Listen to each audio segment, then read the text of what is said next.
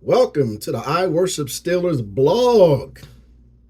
February, what is it? The 12th, February 12th, 2024, the first day of the 2024 offseason officially. Super Bowl's over with. Those two Jagoff teams had a good 5 quarters. You know what I mean? I was watching. I don't care who wins or loses. I hate all 31 teams evenly. If you're not the Pittsburgh Steelers, you're garbage to me. I hate you. But we're back. We're here. You know what I mean? We're going to discuss some off-season things. 90% of this is going to be speculation. We don't have any facts on anything because it's too early because it just started. The 2024 off-season, the preseason hasn't started, but the off-season has just started. The business season will start, I believe, in 5 weeks from today. 4.5 weeks, something like that. Mid-March. I'll give you the date soon. Let's talk about what happened today. Mike Tomlin cut the hell out of a few players. It's an organization, so Omar Khan, Mike Tomlin, men of the such, have released certain players that were really a burden to our salary cap and really not producing and add no value to us anymore. I actually like Percy Harvin during the warm months, but during the challenging weather situations, he really didn't show up well at all. But I liked him the 3 years he was here. He wasn't great. He wasn't good. He wasn't terrible the whole time. You know, he had his ups and his downs, but he was a great holder for Chris Boswell. Chris Boswell's probably going to be sad. He really got those balls down quick. Pause. That didn't sound right. You know what hey, watch your behavior. You know what I meant. He placed the ball quickly in order for Chris Boswell to be successful kicking the ball through the uprights. So, with that being said, Percy Harvin is gone, our starting punter. Starting a quarterback who's been in a starting role from time to time over the past 2 years, Mitchell Trubisky. Mitch the bitch is gone. He was horrible. Waste of money, waste of time, waste of effort, waste of belief. I didn't believe in him, but our staff obviously believed in him. And I got to fault Kevin Colbert on his way out. He's very arrogant the way he left, with all due respect to his career and everything he's done for us as a general manager over his over 20-year period,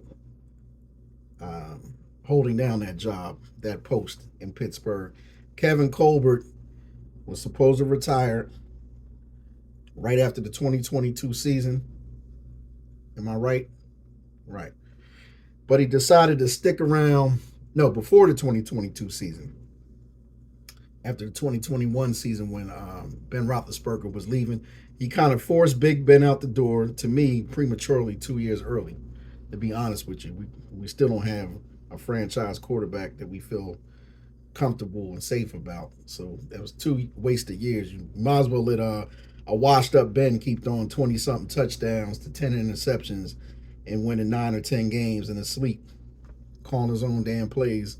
But, you know, we had to move on at some point, so I'm not going to beat a dead horse with that. But we picked up Trubisky. It was a waste of time. Back to what I was saying. Omar Khan.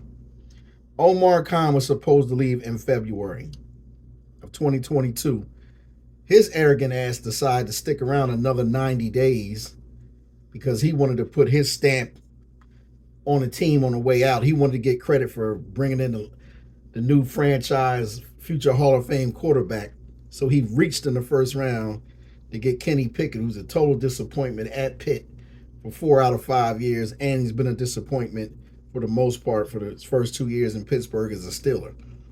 He's been in the same field for 7 years and only had one good year. That's ridiculous. Took him with the 2021st, 20th overall pick. That was a reach. None of them quarterbacks in that draft class got drafted before mid to late third. I mean, most of them went in the fifth round for the most part. A lot of them are bums. Ironically, the very last pick of that draft was a quarterback, and he almost won the Super Bowl. He played 5 quarters last night in the Super Bowl and did a fine job, Brock Purdy. You know, but we didn't scout him. So yeah, Kevin Colbert on his way out made some nefarious moves. I didn't like the Pickett Pickens combination that everybody loved. Shit's 2 years, it didn't work out between both of them. It just wasn't a good match. Maybe it will be a good match moving forward. We will see. But I didn't like those two draft picks back to back. I liked the rest of the draft. It was pretty hot. I liked it. The Marvin Leal, he's been a disappointment last year, but his rookie year he was just fine beside the injury. I really liked him as a had a first round grade, the best defensive lineman in the country, 2 year first time All American. Slipped to the third round. We picked up Calvin Austin the third and the fourth. Got hurt in the preseason, didn't play at all his first year. Red shirt, kind of like a red shirt year. I call it a layaway. We got a layaway wide receiver in the draft in the fourth round. Then we got a gem in the sixth. Oh, Connor Hayward. Drafted another quarterback after drafting one in the first. The last round, in the seventh round, we draft Chris Oladuki. Oladukin. You know, Dookie's over there getting Super Bowl rings doing next to shit with the Kansas City Chiefs. Sitting the bench holding the clipboard, you know what I mean? But he found his niche, you know. He's world champion without throwing a pass or taking a snap. Shouts out to him. But yeah, Omar Khan, he went out kind of ugly in a way because there's so many great players that were there after the 19th pick that we could have grabbed. We could have, I don't know, man.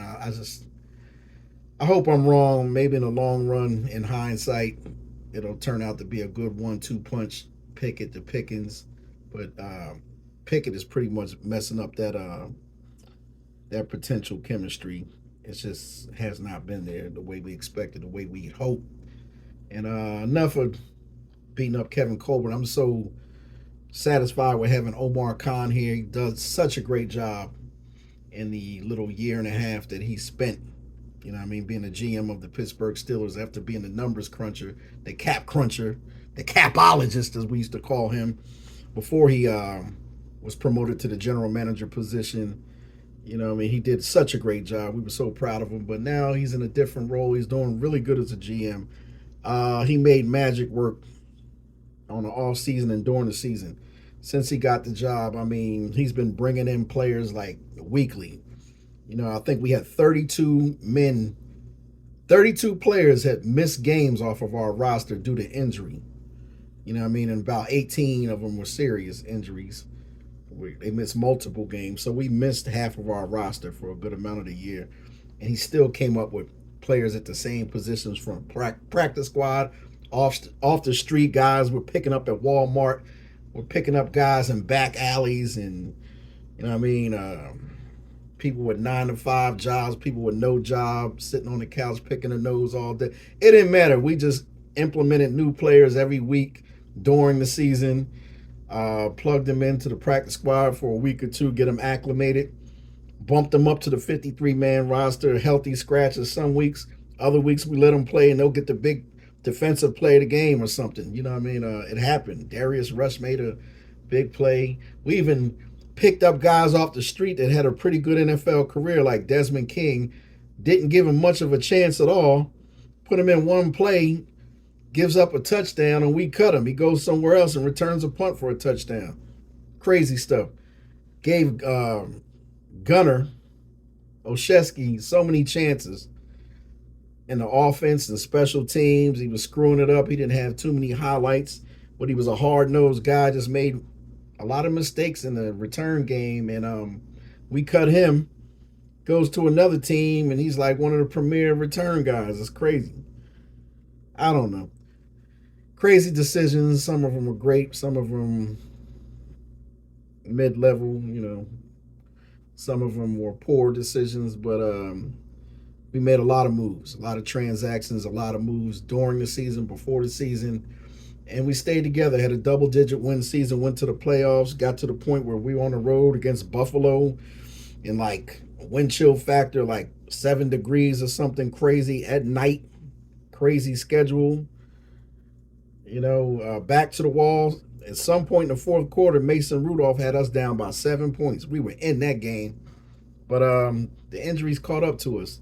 TJ Watt not available. As great as he is, he just doesn't seem to be available for the playoffs. And when he does, he might make one splash play, you don't hear from him again. And, we make a lot of excuses for TJ Watt. As great as he is, he just, so far, 7 years as a Pittsburgh Steeler, he hasn't proved to be a January guy, at least not a playoff guy.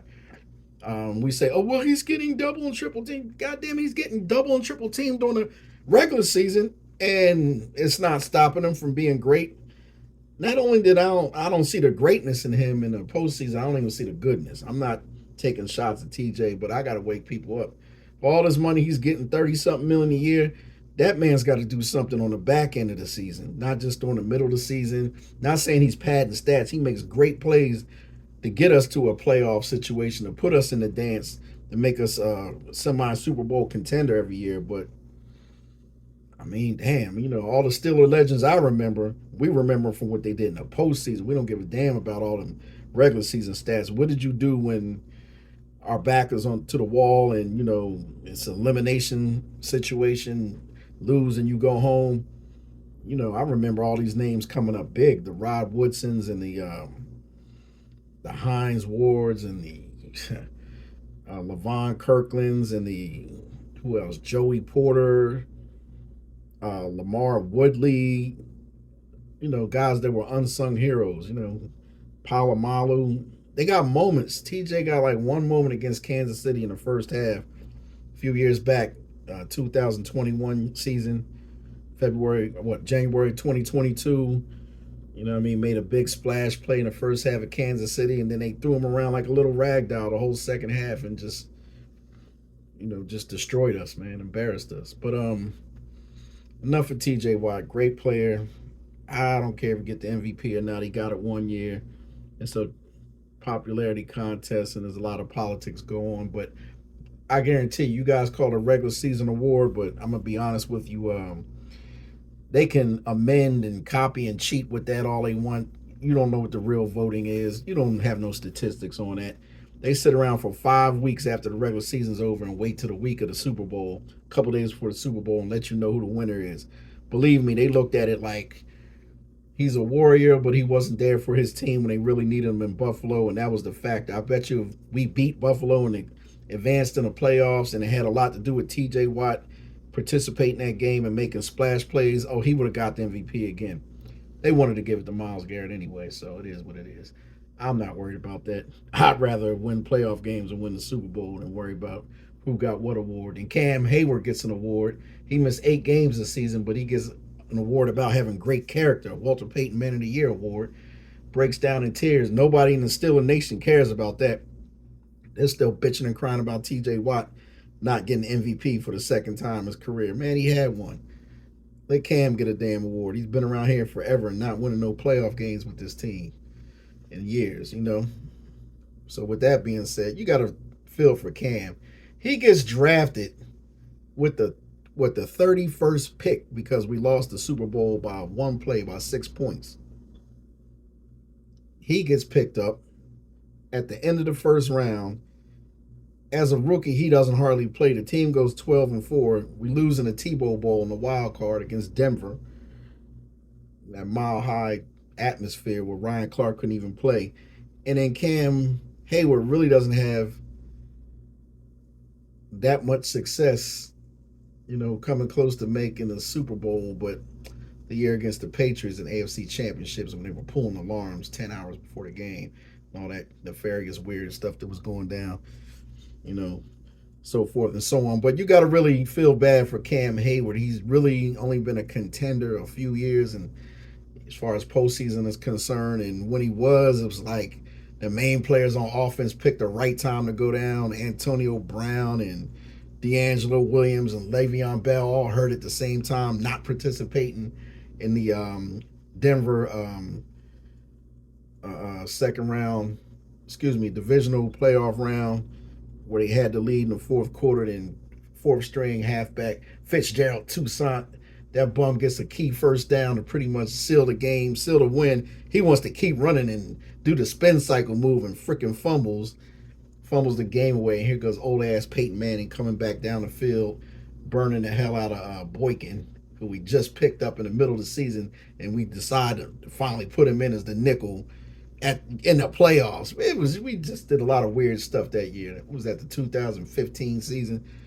With the Cincinnati wild card game with the crazy ending with Coach Joey Porter coming on the field and earning us an extra 15 yards on top of the 15-yard penalty for giving Antonio Brown CTE, kept the drive alive, and Ben mysteriously comes back on the field. Big Ben trots out there like Willis Reed in '73. Trots back on the court, on the field, all beat up and looking like Dawn of the Dead or something. And he comes back and resurrects and throws that pass and sets up the field goal for Boswell. We go out with a win. Next week, lose to Denver, and poor Cam Hayward's got a little does he know those 2 years back to back, 2015, 2016 season, were the only years he was really going to be a competitor to win the Super Bowl. There were other years where they had a better win-loss record and got knocked out in the playoffs at home by a lesser team. You know what I mean? Like a last seed or not next to last seed and crap like that. But long story short, I'm rambling. I'm all over the place because there's not too much to talk about right now. The three cuts: Mitch Trubisky, Chooks, who's been around 6 years. The guy never got hurt. He pretty much started damn near every game his first 5 years. It's been solid as far as being available health wise, but he really wasn't a great right tackle. He was just serviceable enough to get by, but for his level of his skill set, he really didn't earn. I don't know. We just paid him too much when we gave him that last 3-year contract extension for like $28 million over 3 years. We were at a desperation point. We just really didn't have any tackles at the time. It was going into free agency of that season. We just wanted to protect Ben one more good time, and we just didn't have anything. So we just settled for him, and we gave him money out of necessity and desperation instead of being strategic and smart and checking the analytics. We didn't do none of that. We just put him out there. And last year we were stuck with the second year of his contract extension. This year, I think he was about to hit us for like almost $10 million or more. So yeah, we had to get him off the salary cap today. We cut the hell out of him. We cut Trubisky. We don't want to talk about Trubisky. We cut Percy Harvin, who I actually like. You never know. He could be back for less. Never know, but I doubt it. So 3 guys gone, and there's going to be more to come. That cut our, I think we were over the cap by more than $16 million. It was 30 at one point. More than $16 million. We cut it down to now we're like 3.3. Those 3 guys shed 12.8 million off the cap today, and now we're 3.3 million over the cap, and we got to get under to compete in free agency for 4.5 weeks from now. With that being said, there's going to be some more cuts. If there's not going to be any more cuts, there's going to be about 3 or 4 more restructuring of contracts. It's going to have to be for us to get down to what we need to get to. I believe, if I'm not mistaken, Keanu Neal is not a free agent. Keanu Neal is still in a contract. He'll probably get cut because he gets hurt with every team he's with. He really is a damn good, strong safety and a pretty good dime backer in a pinch. But he's going to have to cut him. Not even going to restructure him. We're just going to cut him. Might bring him back, never know, but not right away. Probably in the third phase of free agency if no one has signed him at that point. We're going to cut the hell out of Allen Robinson. I like Allen Robinson. He didn't drop one damn pass all year. Had a nice career. We didn't use him much either in the role he's in now. He has no speed, no moves, no nothing, no athletic ability left. He can just catch and block, and it's a really good role. He's like a shadow of what Juju used to do. Juju's going to be a free agent. They're going to cut the hell out of him in New England. He don't have no coach. He's $11 million against the cap. They're going to cut the hell out of him. He's not even worth it no more. But he would be a good fit back here. I wouldn't mind having Juju back. But I don't know about his attitude. I don't know. Hell with Juju. Allen Robinson is getting cut out of necessity. It's what they call a cap casualty. It's just a casualty. It's just something that has to happen. We'll save over $10 million if we cut Allen Robinson before free agency starts in 4 weeks from now. So Allen Robinson's going to go. Hate to say it, but that'll chop 10 off. You know what I mean? Now we'll be 7 under the cap instead of 3.3 over the cap. Uh, Mason Cole did a bad job as a center last year. Decent run blocker. He's really a guard that we just put at center out of necessity because Kendrick Green was so horrible and there was no really competent backups. There's no true center on the roster. Got a lot of makeshift centers. Really, James Daniel would have probably been a better center than Mason Cole, but would Mason Cole be a better right guard than James Daniel? Probably not. Should have held on to Kevin Dotson. The dude's like all world now at right guard, where we took him away from and put him at left guard. We had guys out of position that could still be here. Dan Moore kept the left tackle spot over Broderick Jones. They moved Broderick Jones to right tackle last year and eliminated Chooks. Now we can get rid of Chooks because we know we don't need to pay all that money to a guy who can't even crack the starting lineup no more in his prime. So that's what happened to Chooks today. Um, I like the offensive line. No one loves him. None of the Steeler Nation like him. I like him the last 2 years, even though there were different people on the line. The effort was there. The skill set, not so much.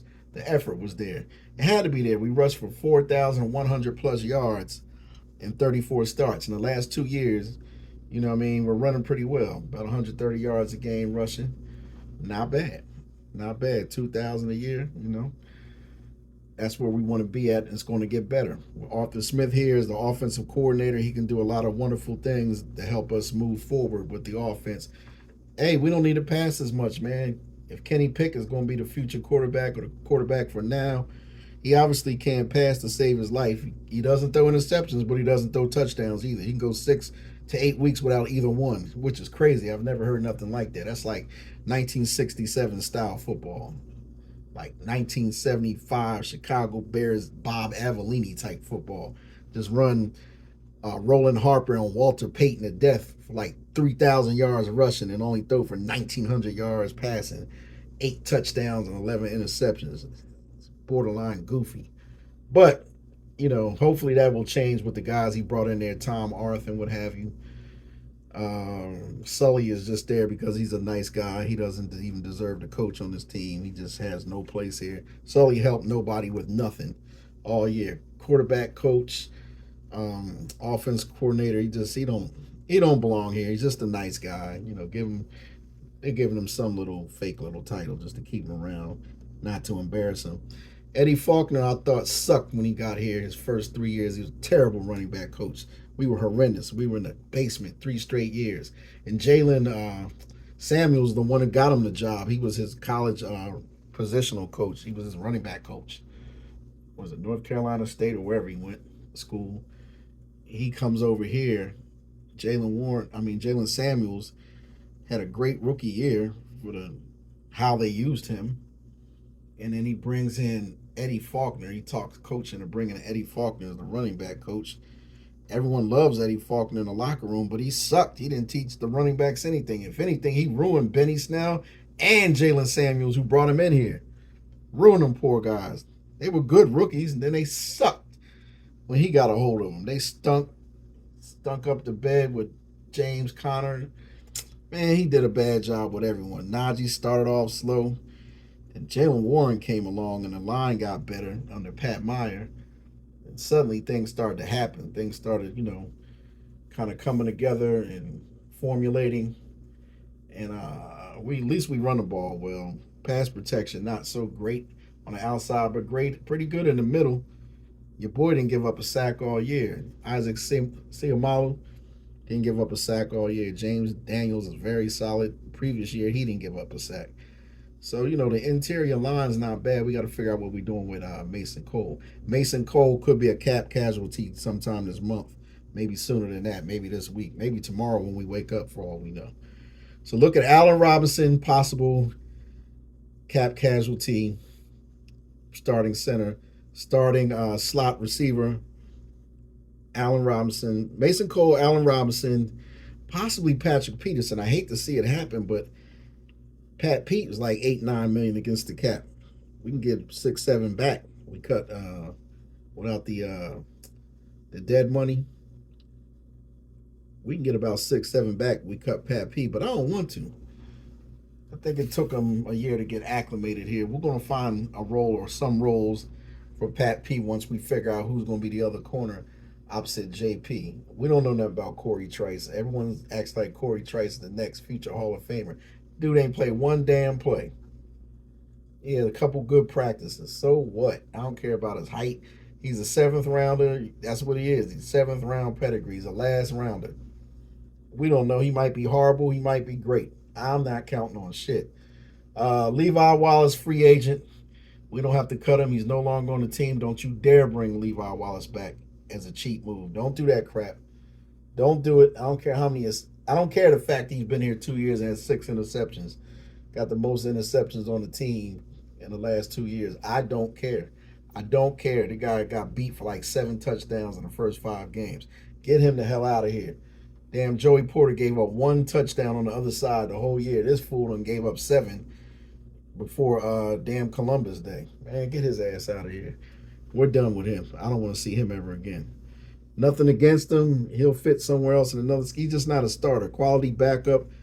I'll bring him back for like $1.5 million as long as they promise he won't start one down. Don't like him. Patrick Peterson might be it for him as an outside corner in the NFL. He's going to year 14. He played 13 seasons. Young as he is, going on 33. Still got a little juice left. Woody had two takeaways last year. He didn't have a whole lot of tackles. I did okay at free safety. Wasn't bad, but might have him at the nickel. Chandon Sullivan is a free agent. Our starting nickel, or primarily starting nickel cornerback. Um, him covering people in the slot. He didn't do bad. He was pretty physical, but I still don't think his pedigree is higher than Patrick Peterson. There's a way you can have them both back, but I think Pat Pete, if he wants to stick around longer and if he really likes the Pittsburgh Steelers organization, he should restructure his contract, sign for another year, give him like 10 million over 2 or something, 5 million a year with like 7 million next year, 3 this year, something like that. Just something to keep him around, keep him busy. They really like him in the locker room. I think he's a good whisperer to the ears of other DBs, and I think he'll fit in good once we get him acclimated and find out who else is coming here to be a DB and how it's all going to fit in the grand scheme of things. I think Patrick Peterson will be all right. I wouldn't want to cut him, but he might be a cap casualty. And he don't seem like the kind of guy, if you cut him, he'll come crawling back for a few $1,000,000. Just offer to restructure his contract. Cam Hayward, love you.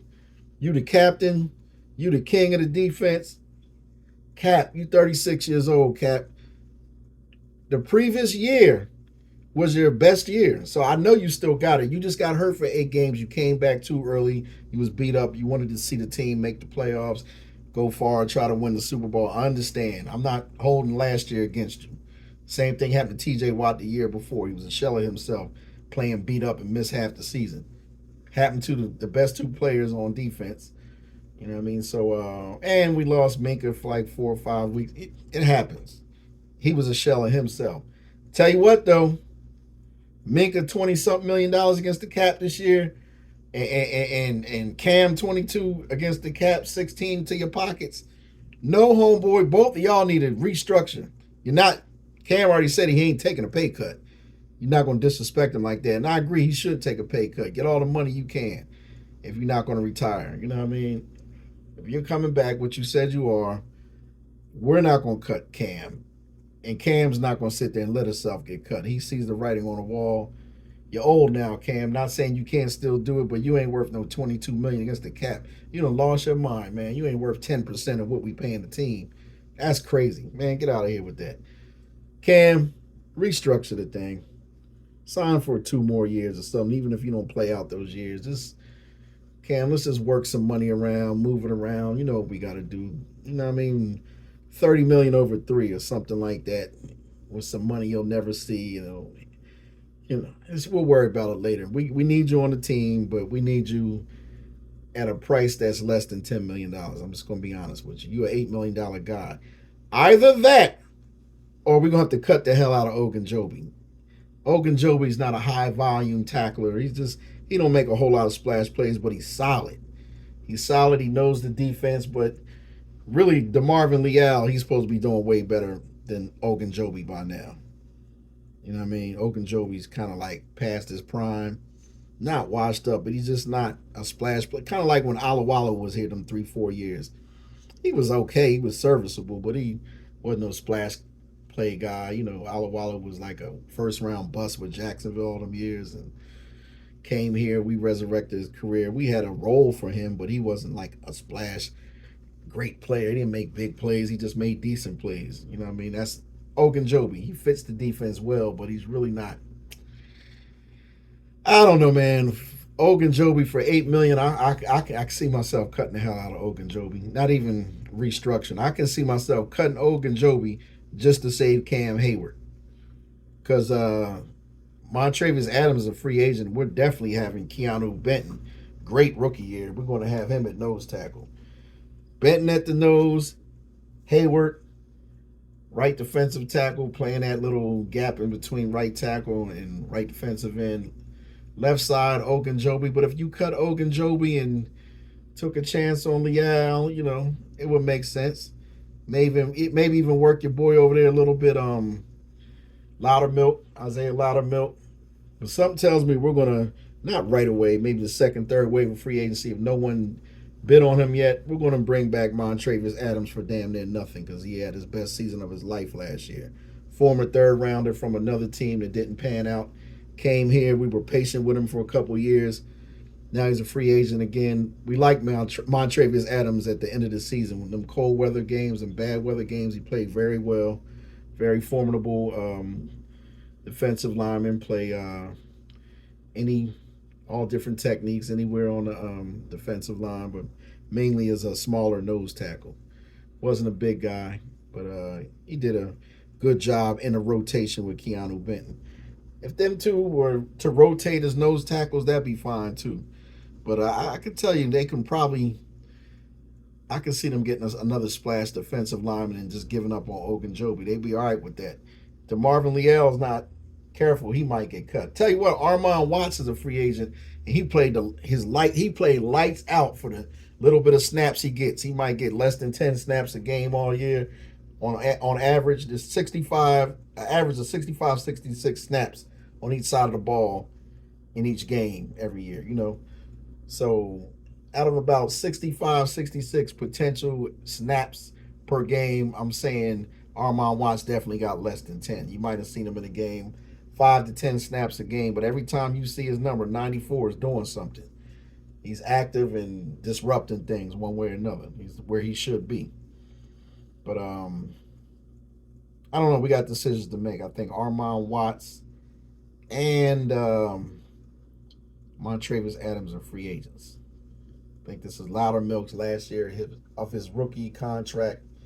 This is DeMarvin Leal's third year of his 4 year rookie contract. They're still on the roster. They're safe for now. The defensive line was a pretty strong unit last year. It wasn't great, but it was bend but don't break. Did a lot better against the run at the end of the season than they did in the first half of the season. Should be in good shape there. Inside linebacker, you saw it, man. We went through about 15,000 inside linebackers last season due to all the major injuries we had. Cole Holcomb missed the majority of the season. Quan Alexander went down, the next play or the next week? Them guys missed a big part of the season. They looked so good together. They were the starters, and people were shitting on Landon Roberts, talking about, yeah, he's okay as a backup, but he can't crack the starting lineup over these two. Man, when them two went down, we were so thankful to have Landon Roberts. Landon Roberts was looking like damn Levon Kirkland. Sets the tone. He's a tone setter, habitual tone setter, hard hitter, smart player, carries the green dot. He's like the quarterback of the defense, and he's still under contract for 2 more years. As is Cole Holcomb. Quan Alexander is a free agent, gets hurt everywhere he goes, but he plays 110% effort wise. So, do you re-sign Quan Alexander, or do you re-sign Miles Jack, who loves it here? We picked up Miles Jack off the street, got him acclimated to the practice squad for a few weeks just to let him get his feet up under him. You know, he got cut in the beginning of the season from the Eagles, didn't work out, retired, started a whole career with his lady. Then he came running back to us, and he looked better in that little small sample series of a season he had at the end of this season than he did the previous season when he was like the starter. You know what I mean? And even in that season, he went down after the first 13 games and he got benched. First 13 games, he had 14 games. First 14 games, he had 100 tackles flat already. He was on a pace for like 130, man.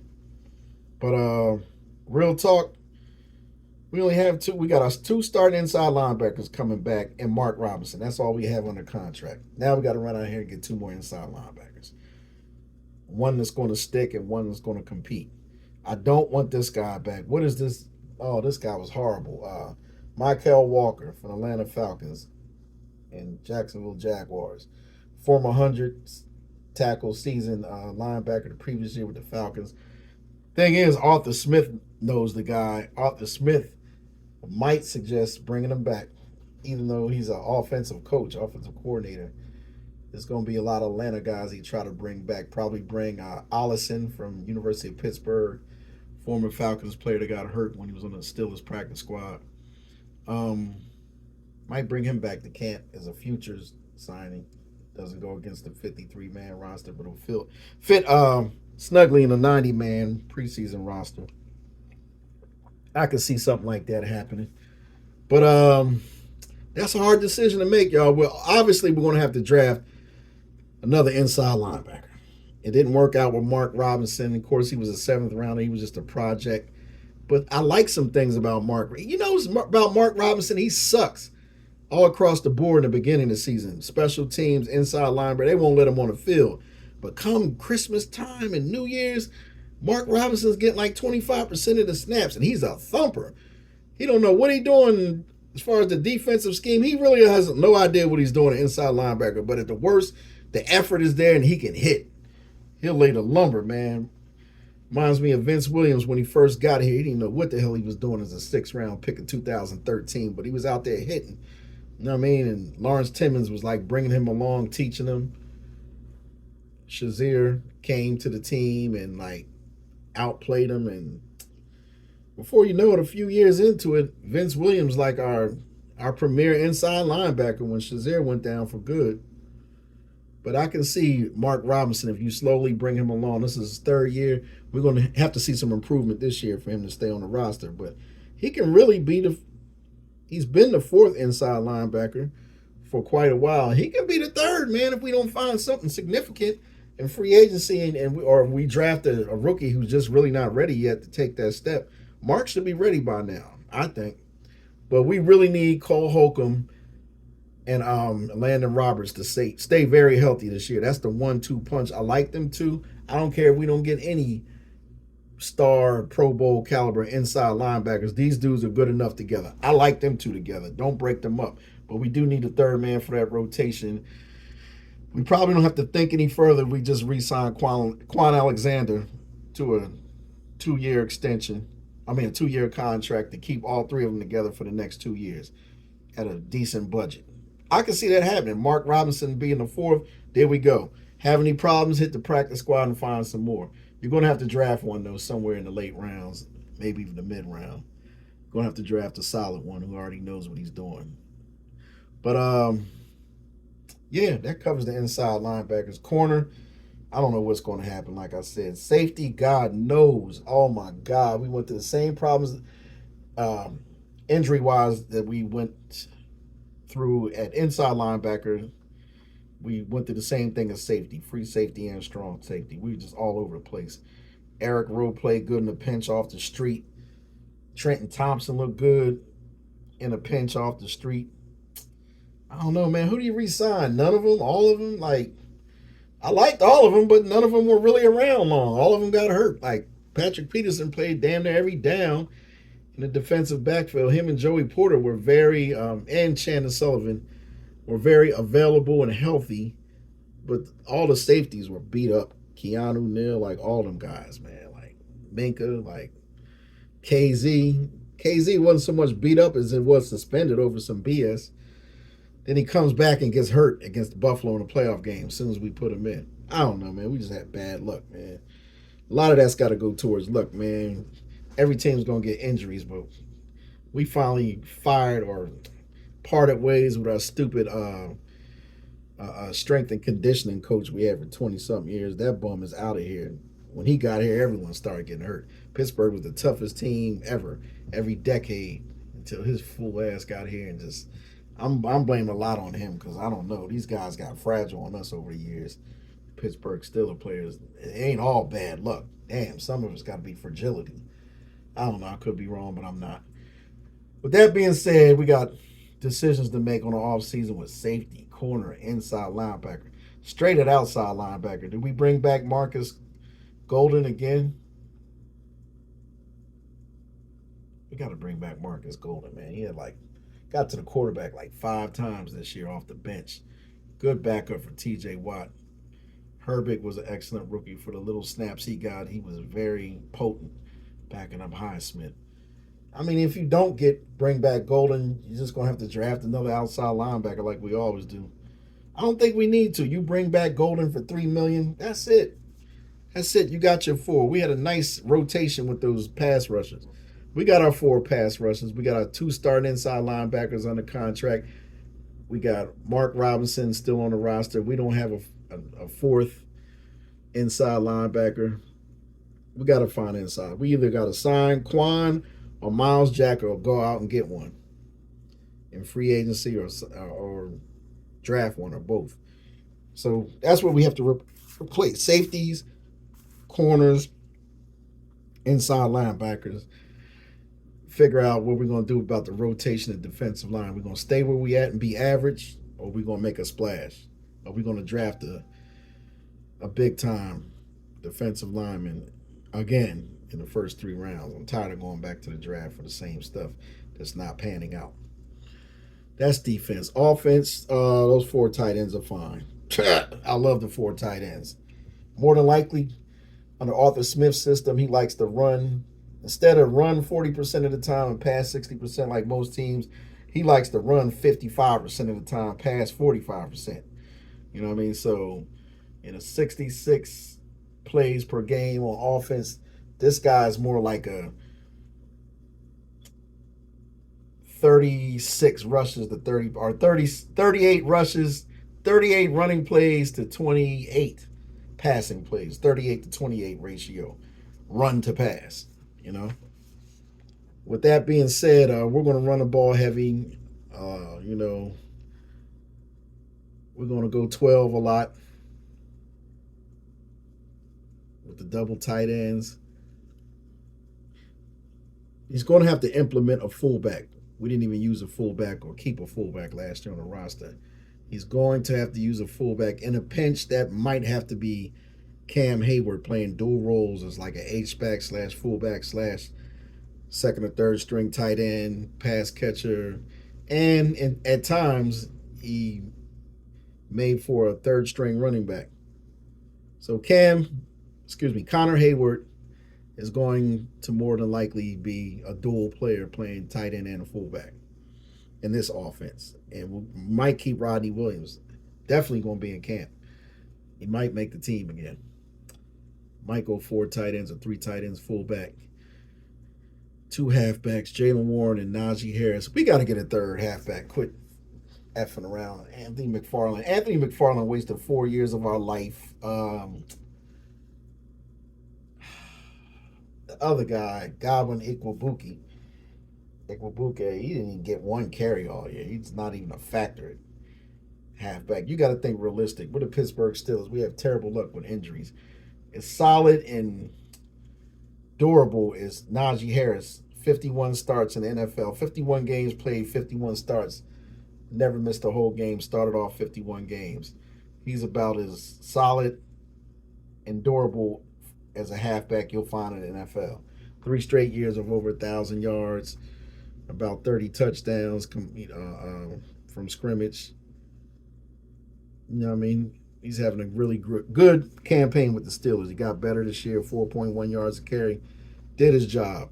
Jalen Warren, exceptional backup. As a starter, I don't think he'll ever get 20 carries. As soon as he gets over 12 carries, he's about to fumble twice in a game.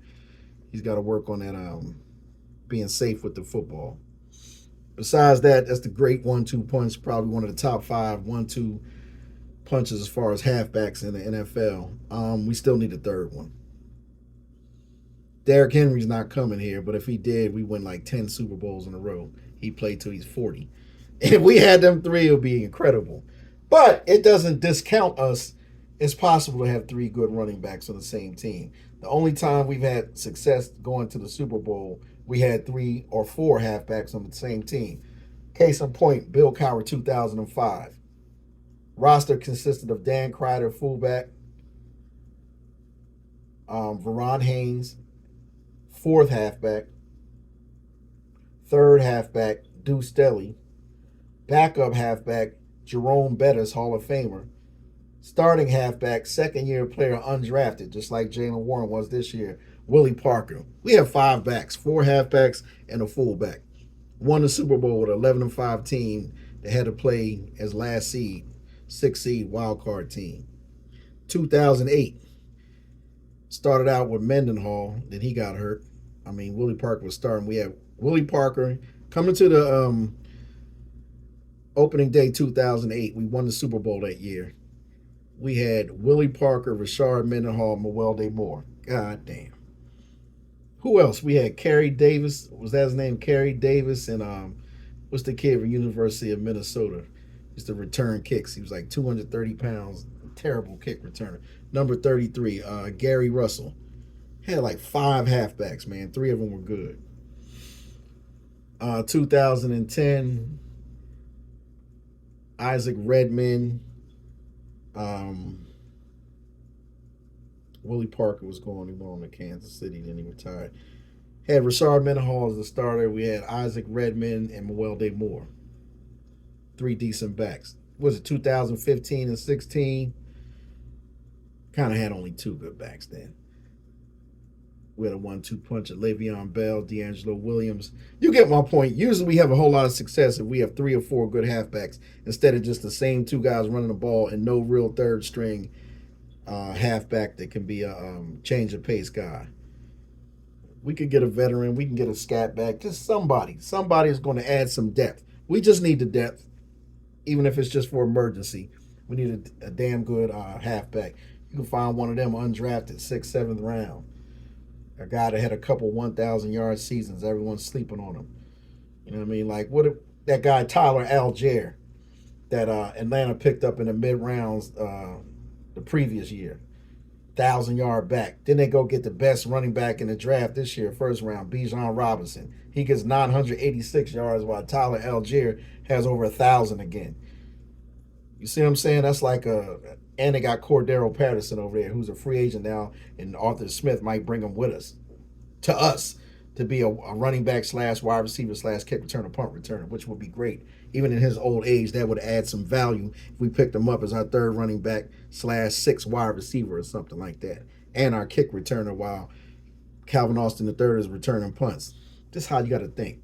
You got to think ahead, forward thinking. Arthur Smith, I think, is going to bring us some talent that he knows. Hopefully he won't bring Ryan Tannehill, but it looks like he just might.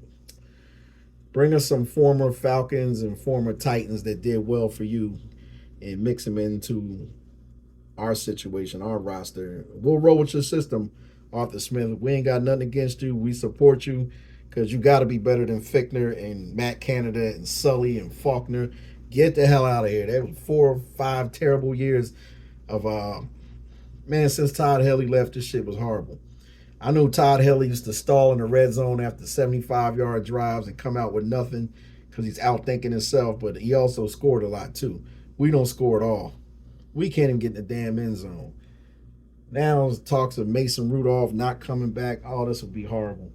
He's like the only guy that really belongs here, knows the offense, knows the players. Everyone loves him to death. He's like the most loved guy on both sides of the ball next to Cam and TJ. They love Mason Rudolph, but he may not want to be here. He might finally want to get a payday just to be a second stringer. If it's me, I'm giving Mason a decent amount of money. I'm giving him a 2-year contract. If I'm Omar Khan and Mike Tomlin, I'm like, yo, Mason, take this $20 million over 2. We can't guarantee anything, but at the worst, you're going to be the second string, a solid backup who's a capable starter in a pinch. If Kenny sucks again, we bench him. It's your team. We're not going back to Kenny. If Kenny's great, don't worry. He's a concussion away, and you'll come back and go 2-0 right quick and give him the ball back. Whatever. However it works out. If you give Mason some money, I'm sure he'll stick around. But it also means if you're going to give Mason some money, you're not bringing in a top flight quarterback, which I don't think we're doing anyway. And you won't draft a top flight quarterback, which I don't think we're going to do anyway. I don't like Justin Fields with this team. I don't like Tannehill with this team. I don't like Jacoby Brissett at all with this team.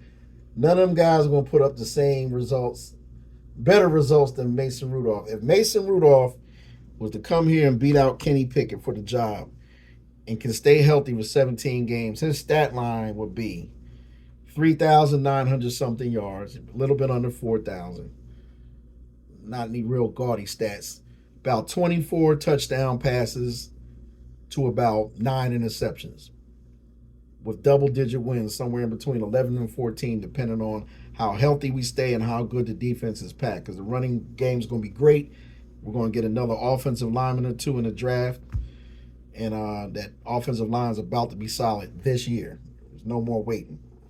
One or two more components, another tackle, another center that are top flight young guys. We're in the mix all of a sudden. Arthur Smith is going to ground and pound. You better believe that. With that being said, we covered the wide receivers. We'll need another wide receiver. We're going to need a slot guy. And the way Arthur Smith likes his receivers, he likes them tall, athletic, and strong, and able to block. Boykin's body fits the bill. He's a free agent too, but I don't want to keep bringing back Boykin. It's a waste of time and space. You got to do more than just block all the time. He's a glorified fifth tight end. We don't need no fifth tight end that's undersized. Man, bringing another real wide receiver to go with Calvin Austin III, who's under contract, Deontay Johnson, who's under contract for too much money, although I love him, and George Pickens, who's got some head problems, but he can play his ass off. That's your core three wide receivers. Outside wide receivers, you need one decent slot guy. Tyler Boyd wants to come here, give him some money. Give him $8-9 million. Bring him in here. You about to pay Allen Robinson $10 million just to have 37 catches and no touchdowns. But come on, man, like 8-9 yards a catch, that ain't cutting it, man. The man play every down damn near and averaging freaking 23 yards per game receiving. 2 catches, and man, come on, man. We can't do this. We ain't doing that. So with that being concerned, we covered the tight ends, running backs, quarterback situation, free agency. You know, just giving y'all a little update on what's going down. Take a sip out of my Stiller cup. It's just water, y'all. Just water. With that being concerned, I Worship Steelers blog, the first one of the 2024 offseason. Anything y'all want to talk about, discuss in the thread. I didn't have a live show, wasn't a live chat here. With that being concerned, anyone who wants to talk about anything, you know, leave a message, leave some comments, leave opinions, solutions. No negativity. Don't be talking crazy. And do subscribe. This is mainly a battle rap music and battle rap media channel, but I also do much Pittsburgh Steelers material, and I will be in the future like I used to do a decade ago. I'm coming back. My name is Light Skin You. Okay, this is Light Skin Television, but we call this the I Worship Steelers blog, and I'll go back soon to my I Worship Steelers show, hopefully weekly, live on YouTube Live. Okay? So subscribe, hit the like button, share, support. The Cash App is Light Skin Television 3. That's LIGHTSKINTELEVISION, the number 3. All together. Light Skin Television 3. $ Light Skin Television 3, Cash App. If you'd like to donate, you know what I mean? That would be great. If not, I understand. But I'll be hitting you guys back soon, and I'll be much more consistent this offseason and all this year.